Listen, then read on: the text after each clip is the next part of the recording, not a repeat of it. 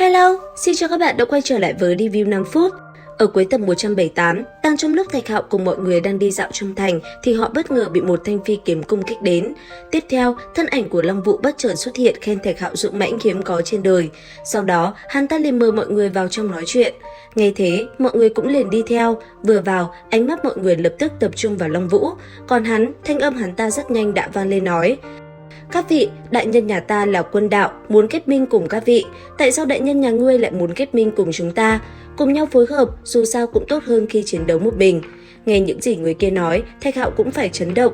Còn Long Vũ, hắn ta cũng bắt đầu giải thích cho Thạch Hạo hiểu về sức mạnh của phe mình. Nghe xong, biết ngoài Quân Đạo, bọn họ còn có thêm Đoạ Thần Tử làm đồng minh. Thạch Hạo bây giờ đã có chút thích thú. Sau một hồi, biết Thạch Hạo đã đồng ý với mình, ngay lập tức Long Vũ liền rời đi báo tin và nói Thạch Hạo ở đây chờ mình. Còn nhóm người Thạch Hạo ở tại căn phòng kia, 4 người vẫn còn tiếp tục bàn bạc. Theo lời Thạch Hạo, lời nói của Long Vũ là nửa giả nửa thật. Hơn nữa, hắn còn không biết Đoạ Thần Tử cùng mình còn có thủ oán. Nghe vậy, mọi người hết sức kinh ngạc. Cũng trong lúc đó, ở tại một nơi khác, Quân Đạo cùng Đoạ Thần Tử lúc này đang cùng nhau chơi một ván cờ vây. Thế nhưng, trong ván cờ mà họ đánh lại chứa đầy ẩn ý trong đó. Vừa đánh, hai người vừa bàn bạc về chuyện đi đến bước cuối cùng, đó là tu ra tiên khí.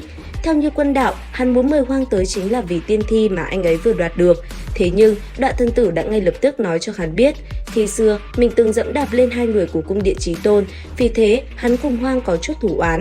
Hơn nữa, hắn cũng không cần tiên thi, hiện tại cần tập trung để bước qua một bước đó trước, sau đó sẽ đánh bại Hoang để lấy tiên thi cũng chưa muộn. Trở lại với Thạch Hạo, lúc này anh ấy cùng đồng đội đã xuất hiện ở tại một nơi khác. Bây giờ, 4 người đang đứng trước một cái hắc uyên. Thế nhưng, ngoài đám người Thạch Hạo, ở nơi này còn có một vài người đã tới từ trước. Theo lời của họ, nơi này từng có tiên khí từng rơi xuống. Ngay cả Thạch Hạo, anh ấy khi nhìn xuống cũng có cảm giác kỳ lạ, ngay cả thân thức của chính mình cũng không thể cảm ứng được. Tới đây, Thạch Hạo cùng mọi người bắt đầu bàn luận hết sức sôi nổi. Rất nhanh, Tào Vũ Sinh cũng liền nói cho mọi người nghe những gì mình biết. Theo lời hắn, nếu như may mắn có thể đi xa vạn trượng, thế nhưng xui xẻo, nếu như xuống đó chỉ cần 100 trượng đã bỏ mạng rồi. Nghe hắn ta nói vậy, Thạch Hạo cũng yên lặng suy nghĩ. Theo anh ấy cảm nhận, dường như nơi này có gì đó hấp dẫn mình. Cũng bởi thế, nói mọi người chờ mình. Ngay sau đó, Thạch Hạo liền nhảy thẳng xuống dưới hắc uyên trước sự lo lắng của mọi người. Cứ thế, khoảng không qua đi, không lâu sau, Thạch Hạo đã ở bên dưới cái động không đáy kia và bắt đầu tìm hiểu xung quanh nơi này. Vừa đi vào, Thạch Hạo đã lập tức gặp phải rất nhiều thứ kỳ lạ xuất hiện. Thế nhưng, nó vẫn chưa khiến anh ấy động tâm. Càng đi sâu, Thạch Hạo lại càng cảm giác được có thứ gì đó đang kêu gọi mình. Không lâu sau, Thạch Hạo bất ngờ thấy một nhánh liễu.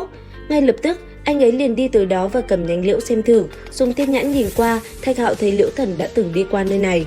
Sau một hồi, tâm tình anh ấy mới bình tĩnh trở lại. Ngay lập tức, Thạch Hạo cũng liền đem nhánh liễu kia cất đi.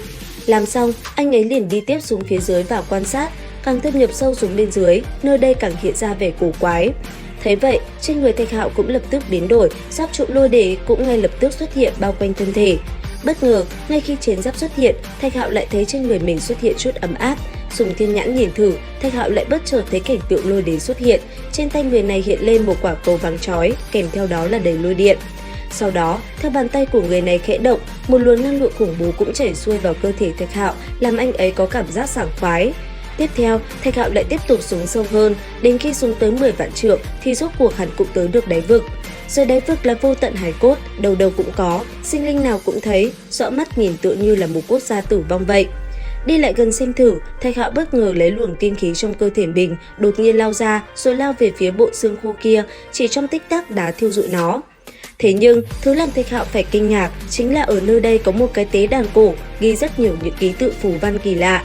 Gần đó chính là 9 con rồng kéo theo chiếc quan tài mà khi xưa mình gặp lại xuất hiện ở đây. Giờ khắc này, Thạch Hạo chấn động vô cùng. Tiếp theo đây, Thạch Hạo cũng gặp phải rất nhiều điều kỳ quái, anh nghe thấy cả những trận chiến cổ xưa đầy thần bí.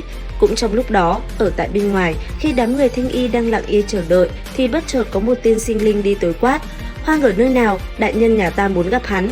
Thấy vậy, mọi người giật mình quay người lại, ánh mắt liền nhìn chằm chằm vào tên kia. Đến đây thì hết tập 179 Thế giới hoàn mỹ. Xin chào và hẹn gặp lại các bạn ở những video tiếp theo.